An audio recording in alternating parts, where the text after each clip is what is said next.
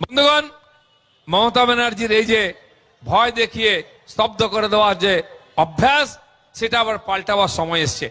তাই উনি একদিকে বলছেন ফাঁসি চাই, একদিকে বলছেন সাজা চাই, একদিকে বারবার নতুন নতুন বিভ্রান্তি তৈরি করে মানুষকে বিভ্রান্ত করার চেষ্টা করছেন।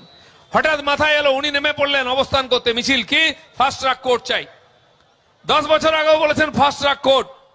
যেই কেন্দ্র সরকার বলেছে যে আমরা 19 সালে 123টা ফাস্ট ট্র্যাক কোর্টের জন্য এই সরকারকে আমরা দিয়েছিলাম, সাজেশন দিয়েছিলাম, প্রপোজাল দিয়েছিলাম যে 123টা ফাস্ট ট্র্যাক কোর্ট করব।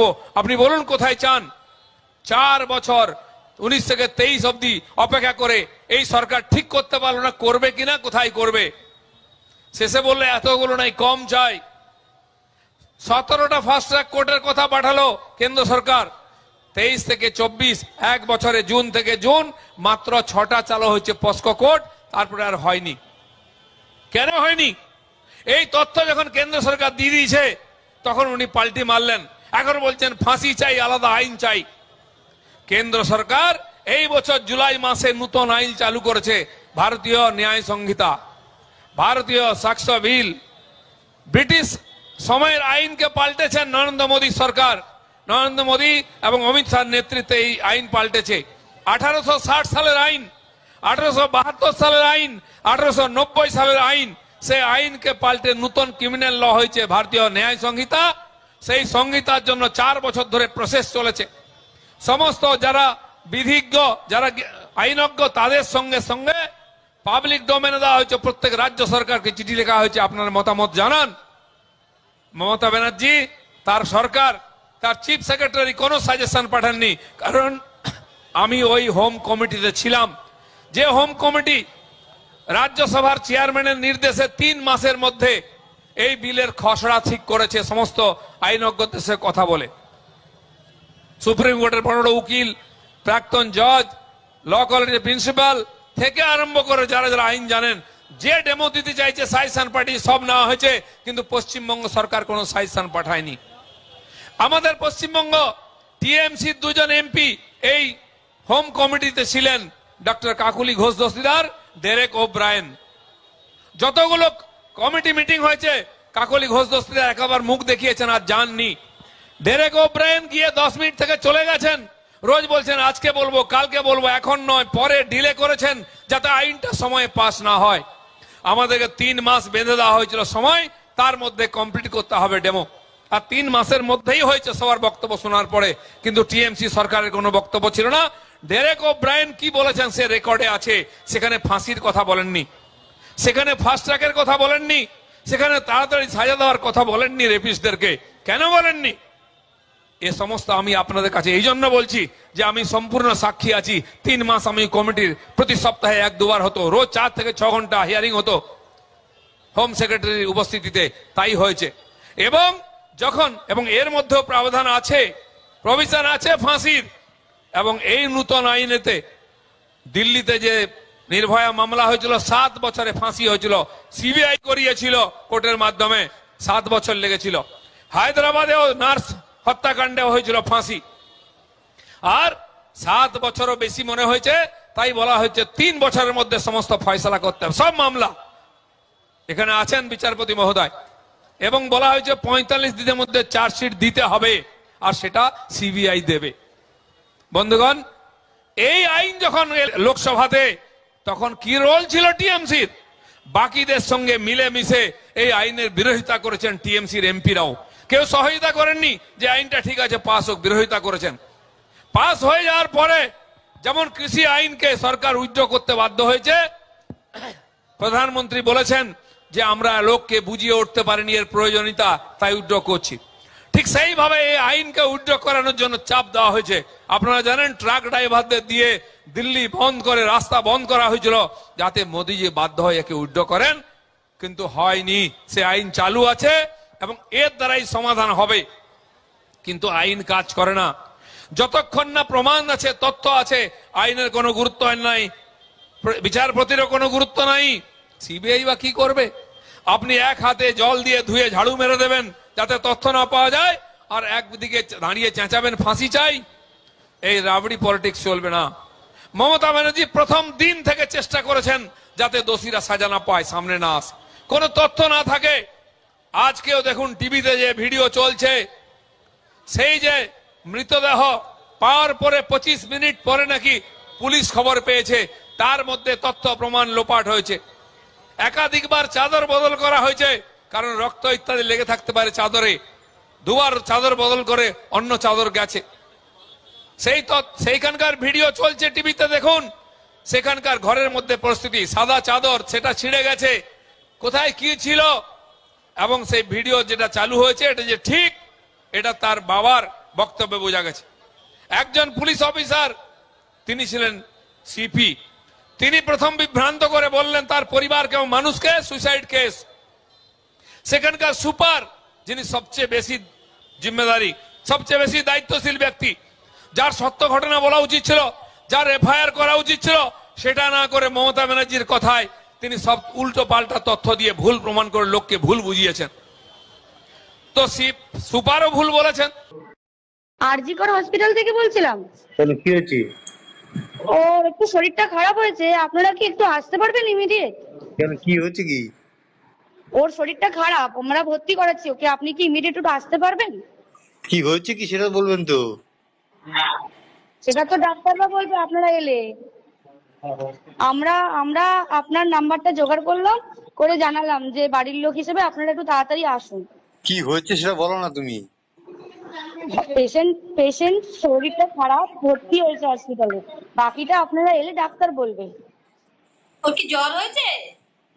আপনারা একটু আসুন, জলদি চলে আসুন, যত তাড়াতাড়ি পারবেন। কেন, খুব অবস্থা খারাপ? খুব অবস্থা খারাপ, খুব অবস্থা খারাপ, একটু তাড়াতাড়ি চলে আসুন। সিপি ভুল বলেছেন, তাতেও সন্তুষ্ট না হয়ে আর একজন ইন্দিরা ম্যাডামকে নিয়ে এসছেন, যিনি একজন ডিসি সেন্ট্রাল, তাকে দিয়ে মিথ্যা কথা বলানো হচ্ছে।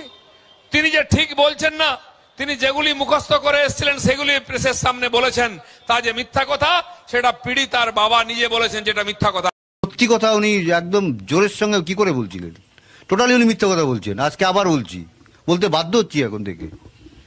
এবং এর সঙ্গে এগুলো সমস্ত পুলিশেরই কাজ আমার মনে হচ্ছে। কর্ডন অফ করা ছিল? না না না, কোনো ঘেরা ছিল না। কোনো ঘেরা ছিল না না না। এটা কটার সময়? 3:30 নাগাদ। ডিসি সেন্ট্রাল যেটা বলছেন সে এগুলো মিথ্যা কথা বলছে। উনি তো যে কটা কথা বলেছেন আমার তো মনে হয় 100% মিথ্যা উনি কথা। তো প্রথমেই বলছেন, মানে 10টা 10:30 নাগাদ যখন ওই ভিডিওর লোকজন দেখা গেছে, তখন উনি বলেছেন ওখানে বাড়ির লোক ছিল। আমরা তো তখন ওখানে পৌঁছাইনি, বাড়ির লোক কি করে হবে? আমরা তো 12:10 ওখানে পৌঁছেছি। তো তাদের কথার সঙ্গে পীড়িতার বাবার কথা মিলছে না, যিনি চাক্ষুষ দেখেছেন। তার মানে একটা বিরাট চক্রান্ত চলছে এবং এই চক্রান্তের হাত কালীঘাট পর্যন্ত আছে। সেই জন্য এটা করার সাহস পাচ্ছে ওই অফিসাররা। এত হওয়ার পরেও আবার মিথ্যা কথা বলা হচ্ছে এই যে মহিলা অফিসারকে দিয়ে। কিসের স্বার্থে? কেন? নিশ্চয়ই কিছু চালাকি আছে, কোথাও লুকোবার চেষ্টা হচ্ছে। আমি বলছি পাত নাই পালাবার পথ নাই, সামনে আসতেই হবে। আজ যদি মিডিয়াতে এত তথ্য আসে, সিবিআইর হাতে কি না কি তথ্য যাচ্ছে। তাই বন্ধুগণ, হাওয়ায় তোলা হচ্ছে। মমতা ব্যানার্জি এই সিবিআই কে টার্গেট করছেন। এখন ইনি 4 দিন পরে বলেছিলেন, যখন তথ্য সমস্ত লোপাট হয়ে গেছে, যে আসুক সিবিআই, আমাদের আপত্তি নাই। আপনি যদি সিবিআই এর উপর ভরসা রাখেন, প্রথম দিন কেন বললেন না? কেন সিবিআই কে ডাকলেন না যে দেখো তথ্য নাও? সব চেপে দিয়ে, ঝেড়ে দিয়ে, পরিষ্কার করে দিয়ে, বাড়ি ঘর ভেঙে দিয়ে, ঘরদোর মুছে দিয়ে, আর তখন সিবিআই এর কথা বলছেন। মজার ব্যাপার, যেটা নিয়ে আলোচনা হচ্ছে, সেই যে ভিডিও বেরিয়েছে, ওই অ্যাসেম্বলি হলের মধ্যে কত লোক ঢুকেছিল, কারা কারা ছিল, তার মধ্যে জুনিয়র ডাক্তাররা ছিল, পিজিটি ছিল। তার সম্বন্ধে জিজ্ঞেস করলে বলা হচ্ছে তিনি নাকি এক্সপার্ট, ফরেনসিক এক্সপার্ট। একজন পিজিটির ছাত্র, সে কি করে এক্সপার্ট হয়? আমার মনে হয় পশ্চিমবাংলায় সব সম্ভব। মমতা ব্যানার্জি বলেছিলেন 7 দিনের মধ্যে নার্স বানিয়ে দেবেন। ভুলে গেছেন আপনারা? উনিও মনে করেন যে আজ বলবো, কাল এখানকার বাংলার মানুষ ভুলে যাবে। আমরা কিন্তু ভুলিনি, মিডিয়া হয়তো ভুলে গেছে। 7 দিনে নার্স বানাতে পারেন তো পিজিটি একজন এক্সপার্ট হতে পারে না? মমতা ব্যানার্জির রাজত্বে সব সম্ভব। তিনি বলতে পারেন বিধানসভায় হত্যার আইন পাস হতে পারে। এই যে ঝুনঝুনিটা দেখাচ্ছেন, বিধানসভায় নাকি আইন পাস করবেন। যারা আইন জানেন, এখানে উকিল বাবুরাও আছেন, হয়তো খোদ জাস্টিস বসে আছেন, আমি জানি না বিধানসভায় কোনো মৃত্যুদণ্ডের আইন পাস করা যায় কিনা। সেটা হাইকোর্ট সুপ্রিম কোর্ট মানে কিনা। আর যদি তাই হয়, যদি পাস করলে ফাঁসি হয়ে যাবে, আপনার 14 বছর লাগলো এটা বুঝতে আর আইনটা পাস করতে? নাকি আপনি ভেবেছিলেন যা খুন ধর্ষণ হয়ে যাক, লুটপাট হয়ে যাক, ভোটে জিতে যাই তারপরে হবে?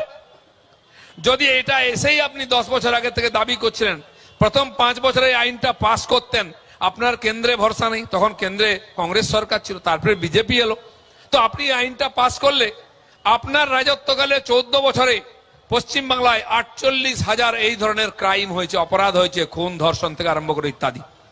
এই ধরনের জঘন্য অপরাধ একটার পর একটা অপরাধ হয়েছে, আমরা রাস্তায় নেমে আন্দোলন করেছি।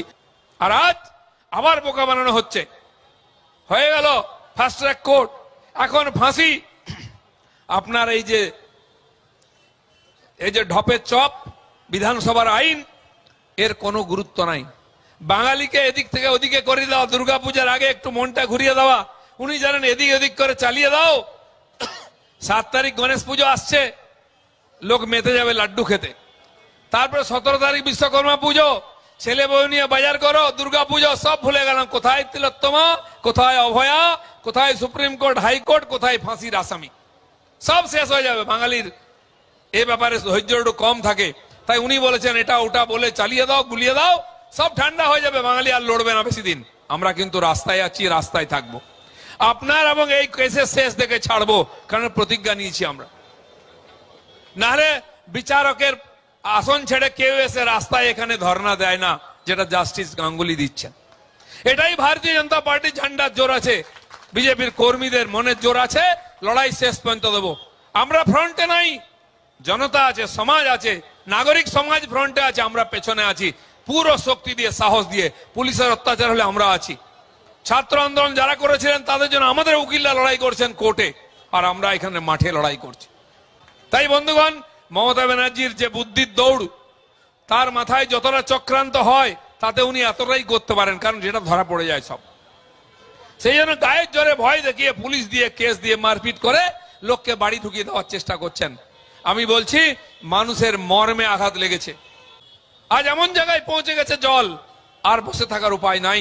তাই সাধারণ মানুষ, এমনকি হাজার হাজার লক্ষ লক্ষ মহিলারা 14 তারিখ রাত্রে মোমবাতি নিয়ে রাস্তায় নেমেছিলেন।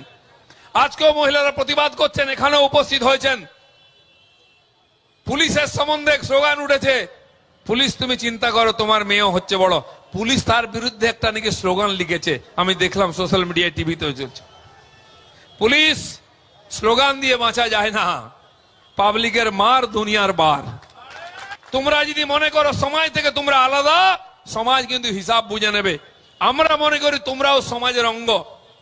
আমার বাড়িতে আগুন লাগলে তোমার বাড়িও জ্বলবে, আমার মেয়ের বাড়ি গায়ে হাত পড়লে তোমার মেয়ের গায়েও হাত পড়বে। সেই জন্য স্লোগান দিয়ে ওই ধর্ষকদের, সমর্থকদের, ওই দুর্নীতিগ্রস্ত নেতাদের, ওই সরকারের যার নেতৃত্বে মমতা ব্যানার্জি, তাদের কথায় প্রভাবিত হয়ে গান গেও না, স্লোগান দিও না, মানুষের সঙ্গে স্বর মিলাও, উই ওয়ান্ট জাস্টিস।